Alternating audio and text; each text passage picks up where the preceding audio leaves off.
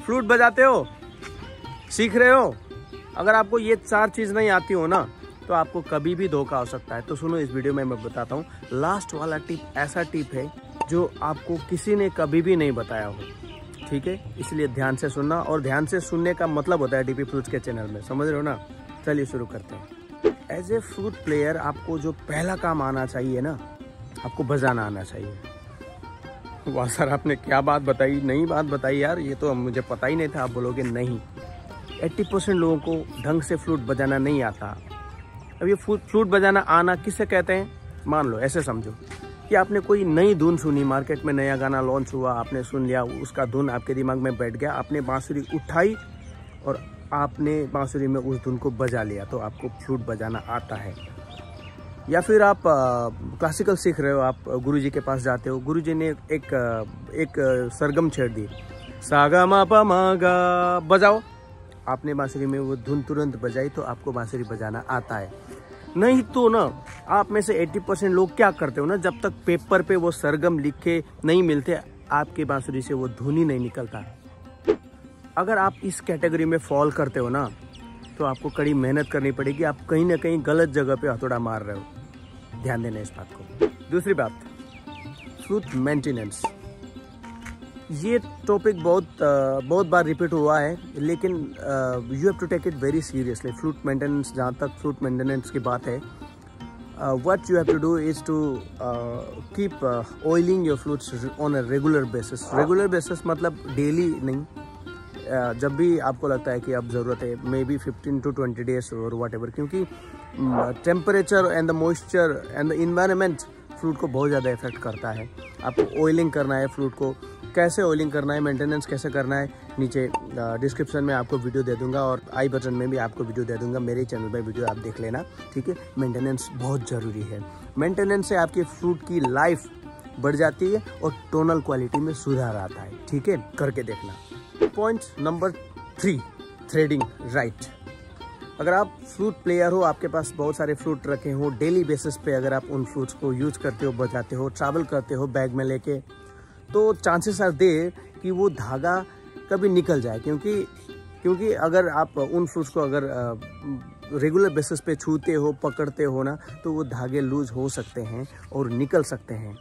ऐसे में क्या होगा, धागा निकल जाने से फ्लूट की ट्यूनिंग और टोनल क्वालिटी में खास फर्क तो नहीं पड़ता, लेकिन उसका एक नुकसान है। मान लेते हैं कि वो फ्लूट कभी एक्सीडेंटली किसी हार्ड सरफेस, टाइल्स पे, मार्बल पे या फिर पत्थर पे गिर गया, तो वो फ्लूट उस टाइम पे ब्रेक हो सकता है। To ensure safety of a flute, धागा बांधा जा सकता है। धागा कोई फैशन के लिए नहीं है कि मुझे ये धागा चाहिए, वो धागा चाहिए, इस पे भी आप शिकायत करने लग जाओ। नो, अभी हालांकि फैशन हो चुका है, सभी brands, most of the brands अपनी धागे की एक यूनिक पैटर्न और कलर चूज करते हैं अपने ब्रांडिंग पर्पस के लिए, लेकिन धागे का मेन काम है आपकी बांसुरी को ब्रेकेज से बचाना। इसलिए आपको थ्रेडिंग, फ्लूट पे धागा बांधना आना ही चाहिए।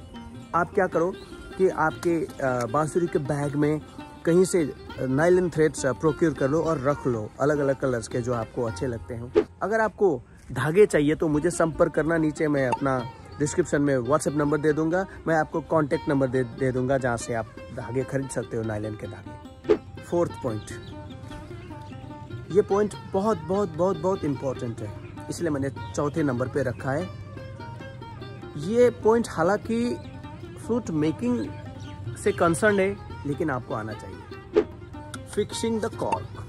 अगर आपने कहीं से बांसुरी खरीद ली तो वहाँ पे आप देखोगे कि cork is fixed at a particular place, जो आपको कभी छेड़ने की जरूरत नहीं होती। लेकिन कभी कभार क्या होता है कि उस फ्लूट मेकर ने लूज कॉर्क डाल दिया रहता है, आप देखना, या फिर चप्पल का होता है, रबर का होता है, जो इधर उधर हो सकता है। हम क्या करते हैं कि वुडन कॉर्क डालते हैं और उसको अच्छी तरह ग्लू लगा के फिक्स कर देते हैं, जिसके इधर उधर शिफ्ट होने के चांसेस कम होते हैं। लेकिन कई सारे मेकर्स इस चीज़ को इंश्योर नहीं करते, या तो वो ग्लू नहीं लगाते, या तो रबर चप्पल अप्पल लगा लेते हैं, जो कि शिफ्ट होता रहता है इधर उधर अपनी पोजीशन से। अगर कॉर्क सही जगह पे ना हो तो क्या होता है बांसुरी में, सुनिए, मैं आपको प्ले करके बताता हूँ। एक बांसुरी है मेरे पास, अभी मैं इस कॉर्क को थोड़ा दूर कर देता हूँ, ठीक है, दूर कर देता हूँ।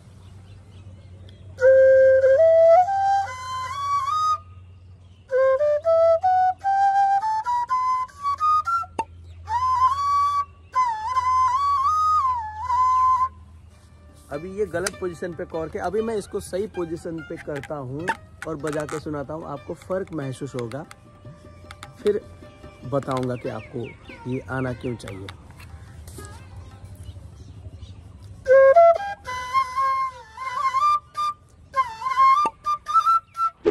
ऑक्टेव बैलेंसिंग में बहुत फ़र्क पड़ जाता है। जैसे जैसे स्वर ऊपर चढ़ते हैं वैसे वैसे सारे स्वर प्रोपोर्शनेटली फ्लैट होते रहेंगे, यानी कि कॉर्क अपनी पोजीशन से ज़रा भी इधर उधर हो गया, आगे होने के चांसेस कम होते हैं, क्योंकि आगे तो ये होल है और जैसे आपने देखा कि होल के आधे में आ गया तो आप उसको पुश कर लोगे, लेकिन पीछे कितना पुश करोगे, कहाँ तक रखना चाहिए, मैं आपको बताता हूँ। सुनिए,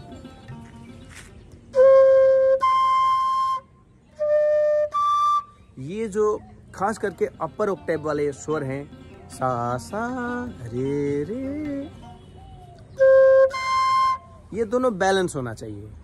ये कॉर्क अपनी जगह पे होगा तभी ये स्वर बैलेंस होते हैं। अगर कॉर्क जरा सा भी पीछे हो गया तो देख रहे हैं, तो ये आवाज ऊपर वाली अपर ऑक्टेव वाली आवाज जो है रे है अभी जो मैंने बजाई, वो ऑटोमेटिकली दब जाती है। And subsequently all the notes, खास करके अपर ऑक्टेव में।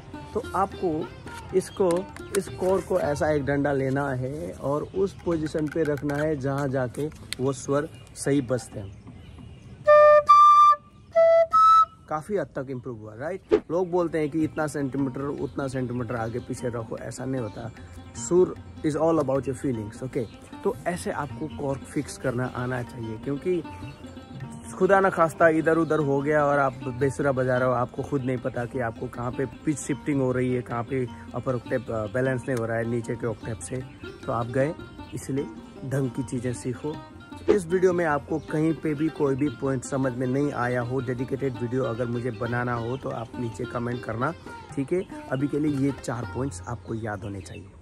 अगर आपको वीडियो अच्छा लगे तो कमेंट करना, लाइक करना, ठीक है। Thank you so much.